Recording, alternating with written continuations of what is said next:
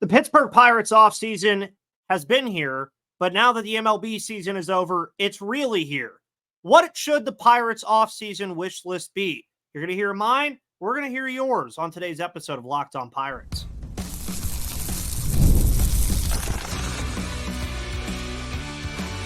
You are Locked On Pirates, your daily Pittsburgh Pirates podcast, part of the Locked On Podcast Network, your team every day. It is your team, your Pittsburgh Pirates here on the Locked On Podcast Network, everybody. My name is Ethan Smith, your host here of the Locked On Pirates podcast, 4 years running, bringing you your news, analysis, opinions, and reactions to everything going on in the world of the Pittsburgh Pirates, even on November 4th, 2024, where the offseason is in its infancy, but we're already getting nuggets of things happen, and we've already seen some minor moves be made, like the Pirates getting Trey Cabbage today from the Houston Astros. That's going to turn them into a winner, said nobody ever. But hey, it's something to talk about. It's something to see, and that's what we're going to be seeing over the next couple of months. But before we get into the offseason wish list for the Pittsburgh Pirates, today's episode is brought to you by FanDuel. Make sure you go to FanDuel.com right now for all of your news, analysis, opinions, and reactions to everything in the sports betting world, because I thought I was still doing my intro there for a minute. But you got all the sports in the world to bet on right now, so make sure you head to FanDuel. Tell them Ethan Smith of Locked On Pirates sent you. And yeah, we're talking offseason, obviously, today. The offseason wish list that I have for this Pittsburgh Pirates team, what I want them to do over the next couple of months to really make 2025 feel like a step forward. Now, the games still have to be played next year. Injuries are not a part of the conversation just yet. A lot of the topic of last year's offseason was the injuries, of course, to Endy Rodriguez, Johan Oviedo, and Dauri Moreta, who were all sidelined this year due to those injuries in the offseason. So all of these factors will eventually come into play for the Pittsburgh Pirates. Now, when you're looking at an offseason wish list for this team and what they should be looking for, what they should be doing in this offseason, I think all of it, I won't say all of it, because I do think there's needs in another particular area that we'll discuss, but a large portion of what they need to do in this offseason is go solidify this offense. We've already seen the Pittsburgh Pirates move on from Andy Haynes, the hitting coach, which was massively expected after what the offense has been in his regime, and it's just not been good. Now, you can make an argument that the players themselves have to be held somewhat accountable for this as well, and they absolutely do. But that decision to move on from Andy Haynes was a no-brainer in my eyes. I think it's something the Pirates absolutely had to do. It's something the Pirates absolutely needed to do, and there you go.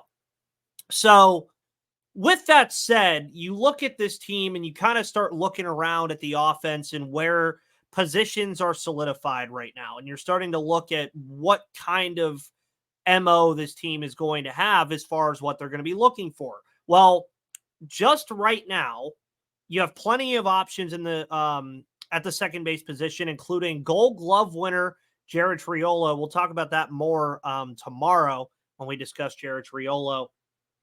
But very interesting that second base position, because you have Termarr Johnson, who's going to be knocking on the doorstep sooner rather than later. Nick Gonzalez had a pretty solid season, even battling injuries, and Jared Triolo offers you a very good glove at the position.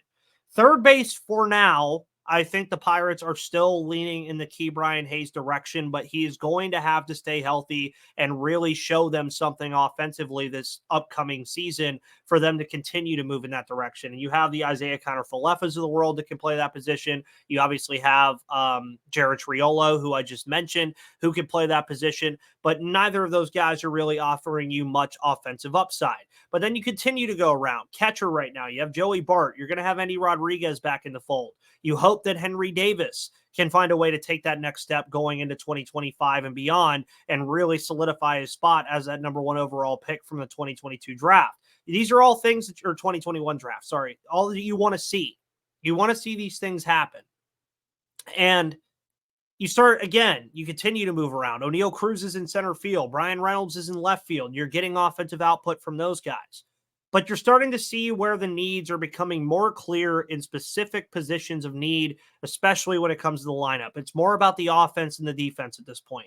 If I can player A versus player B, player A gives me offense and average defense. Player B gives me above average defense and not average offense. I'm taking player A this offseason no matter what, because the Pirates have to get bats, especially at first base. Now, you've heard me mention about Brian Reynolds a lot throughout the offseason so far about him potentially moving to first base.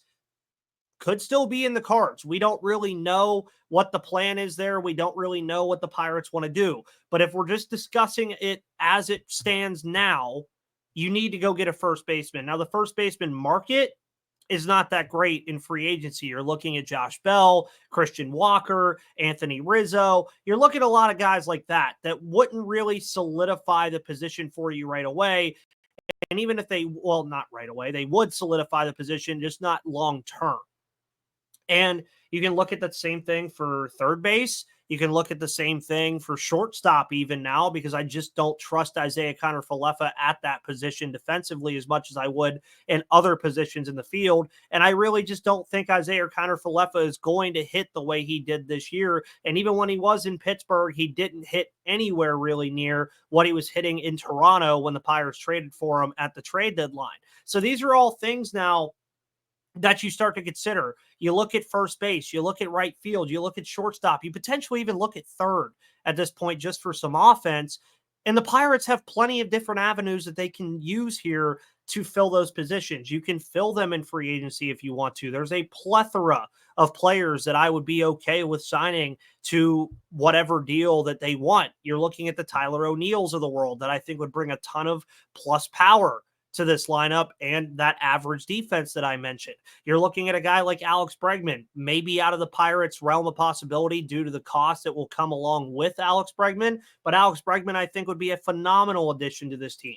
And then you look at shortstop. I haven't really looked at shortstop that much yet, but you want to go get a guy that can hold the position down, first of all, and two, bring some offense with him as well. But the MO has to be offense this offseason, especially with the pitching staff that the Pirates currently possess right now. You have Mitch Keller, you have Paul Skeens, you have Jared Jones, you're looking at Luis Ortiz, you have Bailey Falter, Johan Oviedo will be entering back into the fold at some point, potentially as a starter, maybe as a reliever. We don't really know. Then you're looking at Bubba Chandler, Thomas Harrington.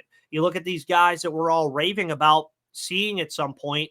But to me personally, when you have clear needs offensively, if you're the Pittsburgh Pirates, and when you have those clear needs offensively and you have an abundance of pitching that you can offload and move to whatever team that may need it, I don't know, maybe the Baltimore Orioles would be a fun team to kind of talk to, because they're kind of the complete reverse of this Pirates team. They have all the hitting in the world, but their pitching depth is leaving a lot left to be desired, which is why they haven't had postseason success.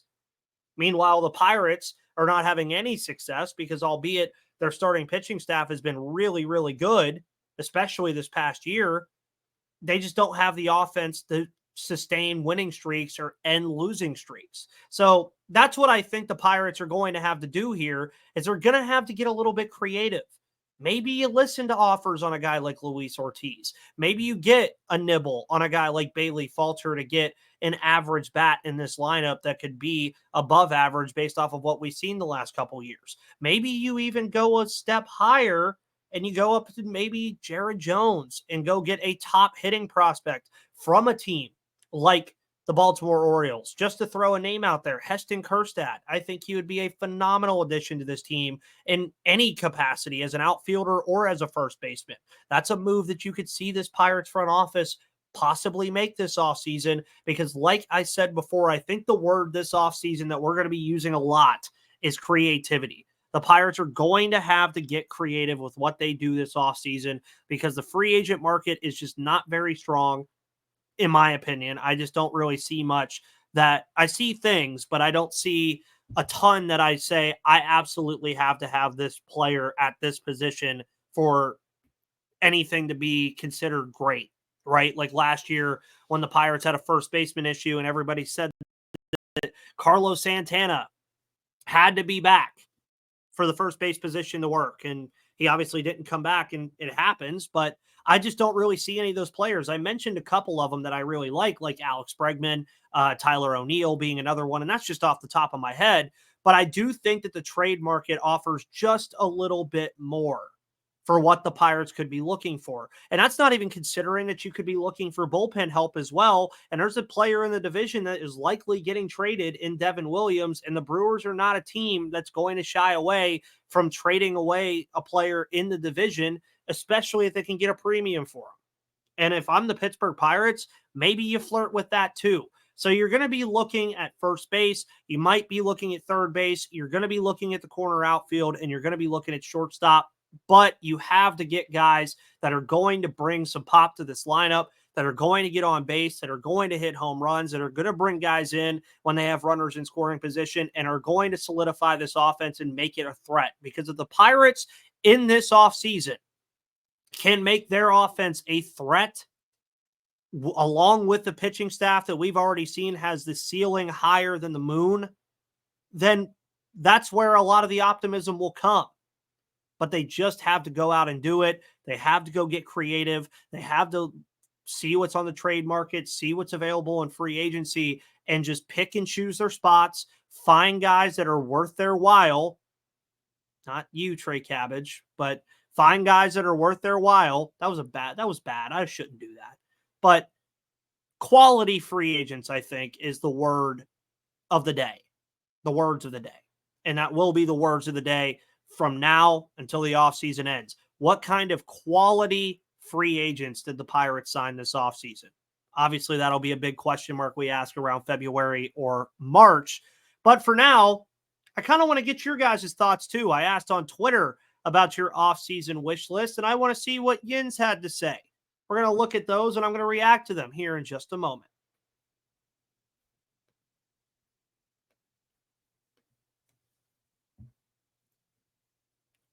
Today's episode is brought to you by FanDuel. Make sure you go to FanDuel.com right now for all of your sports betting needs, because you can get ready to tackle the NFL action with FanDuel, America's #1 sportsbook. New customers can bet $5, literally just the 5 fingers on my hand, and get $150 in bonus bets if you win. The FanDuel Sportsbook app gives you everything you need to place live bets on the NFL all in one place. So when you get a hunch in the middle of the game, you can check out the latest stats, view live play-by-play, and so much more on the same page where you place your bets. Just visit FanDuel.com to join today. You'll get started with $150 in bonus bets if you win your first $5 bet. That's FanDuel.com. Never waste a hunch and make every moment more with FanDuel, an official sportsbook partner of the NFL and an official sponsor of the Locked On Podcast Network.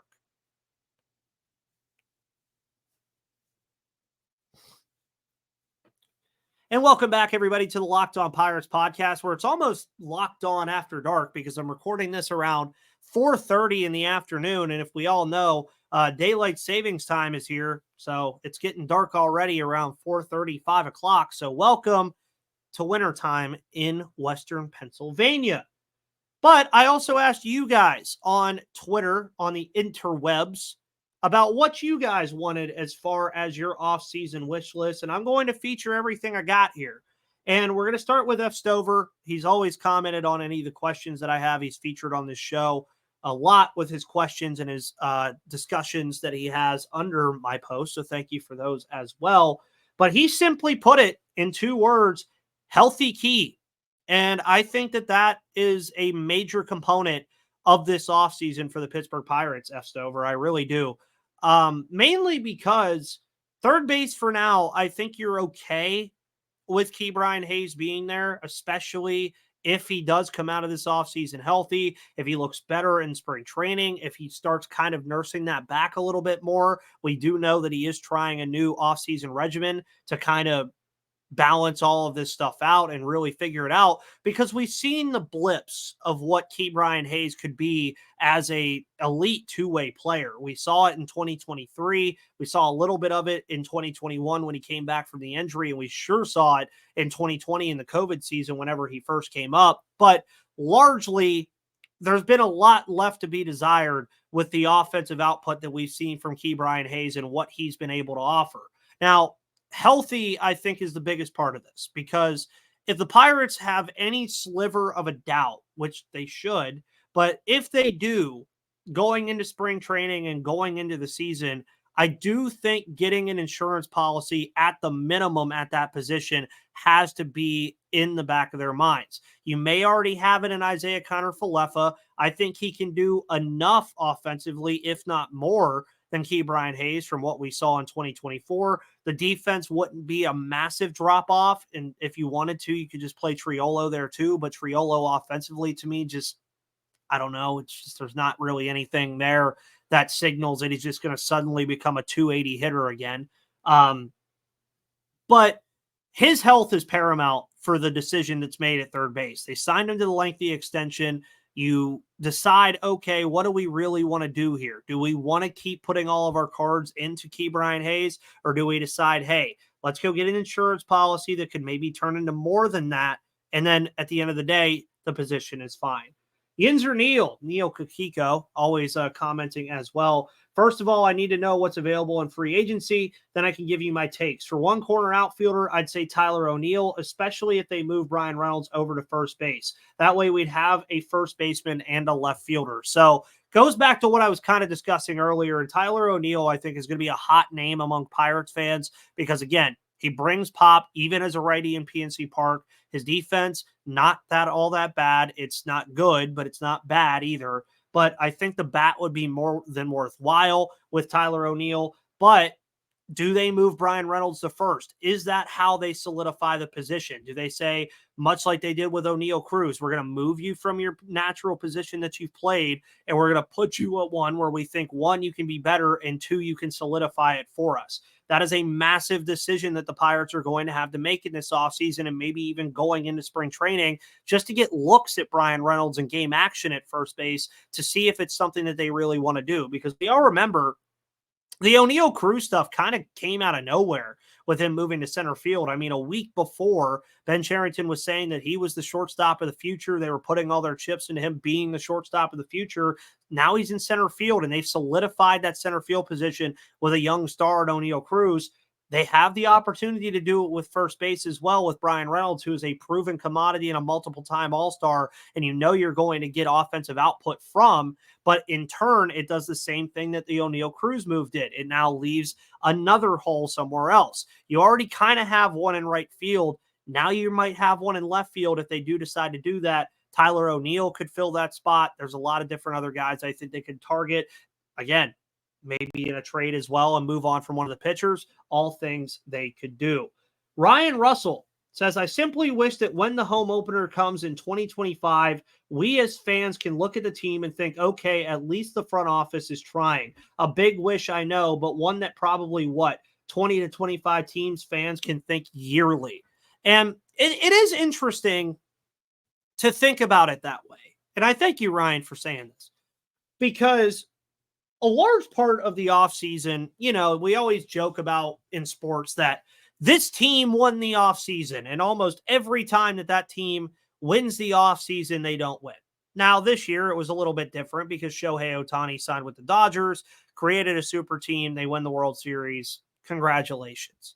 But we've seen teams like the Colorado Rockies go out and sign Chris Bryant to a multi-year, 9-figure contract, and it just didn't work. We saw the Baltimore Orioles do it with Chris Davis. We saw, again, the Rockies do it with Chris Bryant. We've seen examples of this to where, to your point, 20 to 25 teams could think yearly that they have a shot.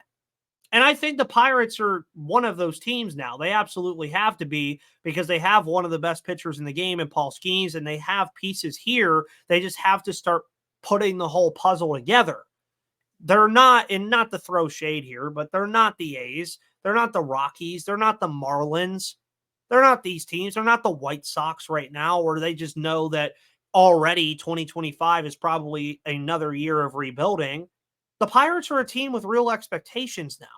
And I think that's why, going back to the show I did last week about Derek Shelton, those expectations are going to start being results. They have to start being results, because you can't continue to have expectations just based on, oh, well, this guy played better, and although we had the same record, we still like what we see. Yeah, that's great and dandy, but you got to win games. And I agree, though, that moves in the offseason will garner either excitement or they will garner scrutiny.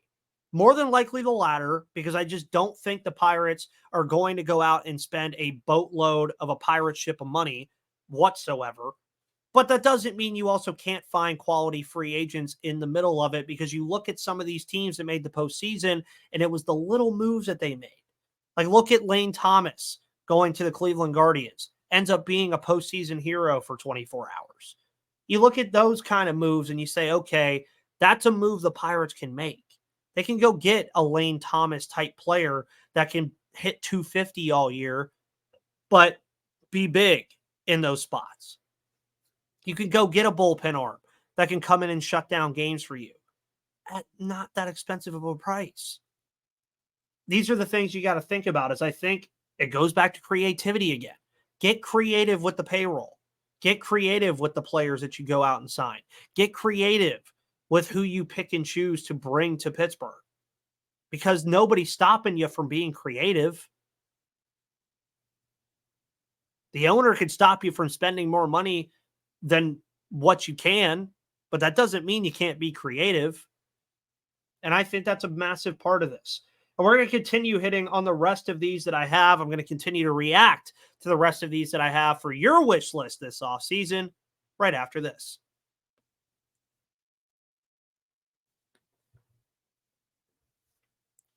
Today's episode is brought to you by Game Time. Download the Game Time app today. Use code LOCKEDONMLB for $20 off your first purchase. Terms do apply, because Game Time has a new feature called Game Time Picks that makes getting tickets to see your favorite teams play live even easier. Game Time Picks filters out the fluff to show you only incredible deals on great seats, so you don't have to waste time searching through thousands of tickets. All-in pricing allows you to see your total up front with no surprise fees at checkout. You can get a panoramic view from your seat in the app before you buy. So if you want to go see the Steelers play at Acrisure and you want to see what your seats are going to look like, Game Time will let you.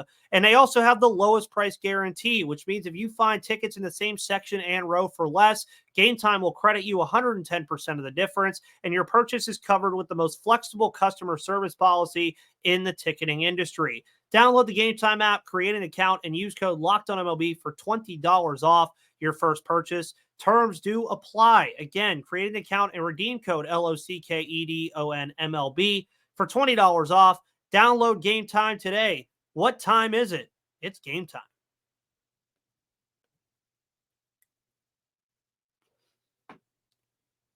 And welcome back, everybody, to the final part of today's episode of Locked On Pirates here on the Locked On Podcast Network, where it is your team, your Pittsburgh Pirates, every single day. We will be 5 days a week for the later part of the future. Sorry for the month of October. Lots was going on in the month of October, so I do apologize for the lack of episodes, but we will now be Monday through Friday, more than likely around this 5:30 to 6 o'clock start time at night. So when you get off work, it'll be in your inbox. There will be some days where you might get it earlier than that. You might get it around 2 or 3, just kind of depending on where my schedule is allowing it to fit. Corey Quaglietta, who's also a notable listener and everydayer, shout out to my everydayers. Pittsburgh, he said, via free agency, Pittsburgh should re-sign Aroldis Chapman to a 2-year MLB deal and starting pitcher Garrett Cole to a multi-year MLB deal after his opt-out with the Yankees, which at the time of recording, they have to make that decision in about 20 minutes. So you'll know before I know when you listen to this. He also says bring in right-hand pitcher Brad Keller on an MLB deal and sign Bobby Dalbec, Kevin Smith to minor league deals. That's a lot. Aroldis Chapman, I think, is an interesting topic of conversation, just because he had one of the better years of note that he's had in recent years. this season with the Pirates. And I was just utterly shocked that they didn't trade him at the deadline, even with what they were trying to do. Now he enters free agency. He's going to have suitors because he's Aroldis Chapman. That's just the kind of player he is. He's always going to have suitors because he is a strong, flame-throwing lefty that can come into games and, as you mentioned, either be a setup man or he could still be a closer depending on what kind of bullpen you're looking at. And for the Pirates, they have a need in the bullpen. Maybe you go out and sign Chapman again to a decent amount of money just to bring him back. See what happens. Garrett Cole, I just don't see it happening. I'd love it. I mean, I would eat it up. You'd hear about it for a month because if the Pirates could roll out Garrett Cole, Mitch Keller, Paul Skeens, Jared Jones, Luis Ortiz with Bubba Chandler in the wings, yeah, I'd be pretty damn happy. I just don't think Garrett Cole, I just don't think he'd come back to Pittsburgh. I don't think Pittsburgh would pay him. I mean, you're talking about $35-40 million a year probably for Garrett Cole. I mean, hell, his opt-out is $36 million, so that should give you a pretty good indication of what kind of money that he'll be getting. Does he stay with the Yankees and just sign on an extension? Maybe. Does he see grass somewhere else that's greener? Maybe. I just don't think it's in Pittsburgh. Bobby Dahlbeck, I'd be okay with it. I think he'd be a decent first baseman. He's a lefty. I think that his swing could work in PNC Park if he could figure it out. And then Kevin Smith, sure. I mean, whatever. I think that would be one of those things. And while we are talking about it, John Heyman, literally while I'm recording, says that Garrett Cole and the Yankees have decided to stay together. So, sorry, Corey. It's not happening. Yinzer Yells. There we go. He says a bat that has at least competed for an offensive award in the past 5 seasons, preferably under the age of 37 and under 400 pounds. Well, there's a lot to that one, but I agree with some of it. I would like the Pirates, obviously, to go find a younger bat that you could keep around for 2 or 3 years at a time that could really solidify one of those corner outfield spots or first base. And somebody that's competed. Yeah, I think that would be good for the fan base to see somebody, maybe a former All-Star, maybe somebody that has put up 20 home runs consistently, somebody that you know is going to have an OPS north of 700 at any given point in the season. I think that's a massive part of this. And I think that absolutely, yeah, if they're signing offensive guys, don't just sign them just to sign them. Go get some quality free agents. Ken Meyer says bullpen, outfield bat, bullpen, outfield / first base bat based on where Reynolds plays. Did I mention bullpen yet? I agree. I do think they need to go get, as I said it, you're going to hear the word again, creative in finding some bullpen help. I mean, the bullpen was a large reason why the Pirates ended up where they were last year. David Bednar had his struggles. Colin Holderman had his struggles. Injuries were a large part of it. But I do think solidifying the bullpen would help this team a lot. It would help the starters a lot who were giving the Pirates massive games. I mean, we were seeing Garrett Cole, now he's on my mind, Paul Skeens and Mitch Keller and Jared Jones turn out great starts. It would end up being no decisions because of what the bullpen was unable to do this year. And then you say outfield bat and an outfield and a first baseman bat, depending on where Reynolds plays. We touched on that earlier. I do think that matters as well. Brian Householder says shop Jared Jones for a bat. I mentioned that earlier. Maybe you shoot for the stars a little bit and go get a pretty big bat with Jared Jones for a pitching needy team. Something you can see him do. Leroy Jenkins says an outfielder, first base, and get rid of Hayes. Hayes not the answer at third base. I'm not ready to give up on him yet. Team's not ready to give up on him yet, so he ain't going anywhere. And then Corey comes in with the last one. Via trade, acquire Dalton Varsho from Toronto, Andrew Vaughn from Chicago. And he gives some stats here. I mean, Andrew Vaughn's 2024 stats, 246, 19 home runs, 70 RBIs, OPS at 699. Dalton Varsho, 214 average, 18 homers, 58 RBIs, the OPS at 700. Can play the outfield, can be a backup catcher as well if need be. So Corey comes in hot there at the end.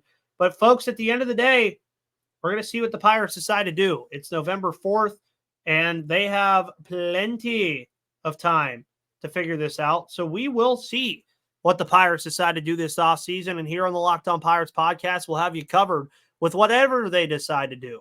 My name is Ethan Smith. Follow me on Twitter at MVP_Ethan or at Locked On Pirates for all of your news, analysis, opinions, and reactions to everything going on in the world of the Pittsburgh Pirates. You can find me there at MVP_Ethan or at Locked On Pirates. Find this show on, of course, YouTube or any of your podcast platforms. With that said, folks, have a wonderful rest of your Monday night. We'll see you tomorrow. But until then, see you on the flip side.